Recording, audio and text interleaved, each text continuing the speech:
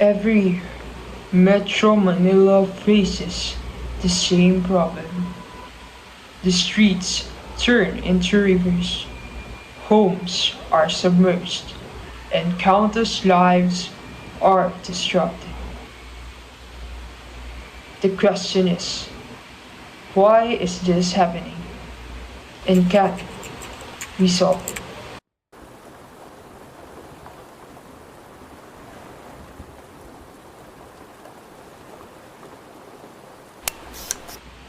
Tonight, we'll explore the root causes of these floods, how often they occur, and the solutions that could save Metro Manila from drowning.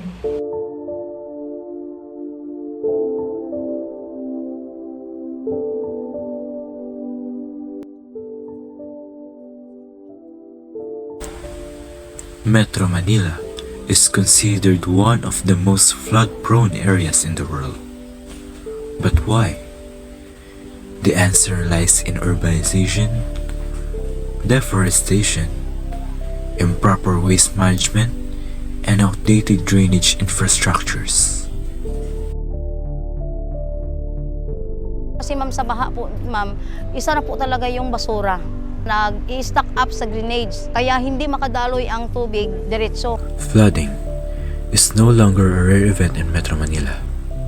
According to data, over 200,000 families are displaced by floods every single year. And this number is only rising. Sa TV na may sako ng bagyo, may habagat, ninenervyos po kami kasi malalim po yung baha dito. Minsan po yung may prensa nga po, hindi pag malalim ang baha, laging nasisira. First of all, the Philippines is in a tropical region and we're along the typhoon belt. So typhoons are generated in the Pacific Ocean. They normally end up crossing the Philippines, or at least the Philippine area of responsibility. The Metro Manila has experienced a lot of rains during the months of August, September, October, as in the deadly rains of habagat. We call it habagat. Flooding has gone from being an occasional problem to a recurring crisis. It disrupts lives, burdens resources, and forces countless families into poverty.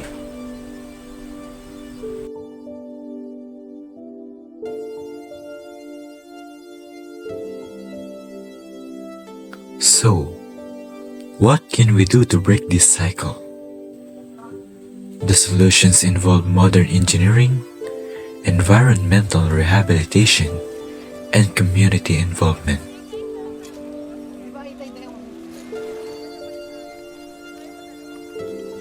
Kailangan i-upgrade na yung yung mga capacity ng pumping station natin. Pagka malakas talaga ulan, continuous, kahit i-maximize namin, 4 na pumps na ang pinapaandar namin, pagka sobrang lakas, di na niya na kayang i-drain yung floods. While government and large-scale projects are critical, community action can make real difference. Every small step adds up. I see a lot of people hanging out in this area.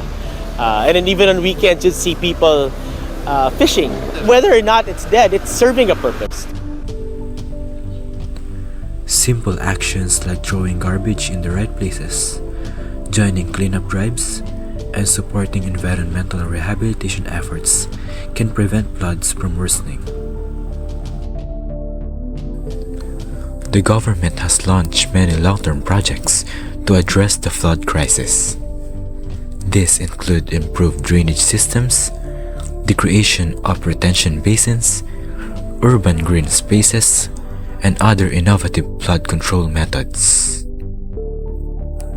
Saying is actually there has been master plans before that were carried out, and now I understand, and I've seen the record in the department, that is now being updated.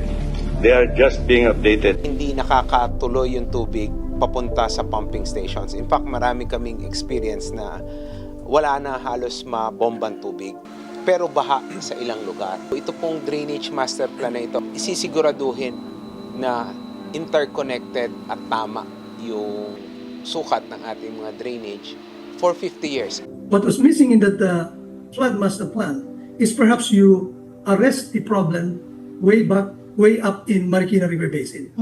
In fact, I have thought that if you capture at around that Wawa Dam, which is a little bit half 280 square kilometers, the upper Wawa Dam that's being built now, the associated drainage area is 260 out of 530, so a little bit over half of the drainage area. You make a tunnel, build a tunnel all the way to Pacific Ocean.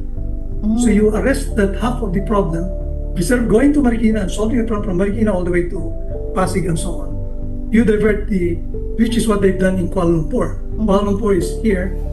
There's a river, upstream river Klang. Instead of going through Kuala Lumpur, they diverted all the way down, which is what they call a smart tunnel. This is Metro Manila. It's 3/4 of a basin. All the water comes from the watershed. This is your ridge to reef concept. So the water falls on the mountains and flows all the way down to the Marikina Valley, and then it goes out originally through the Pasig River, when Manila was just 250,000 people and very small urban area. Today, Manila has grown this big, 600 plus square kilometers. All of this is now gone.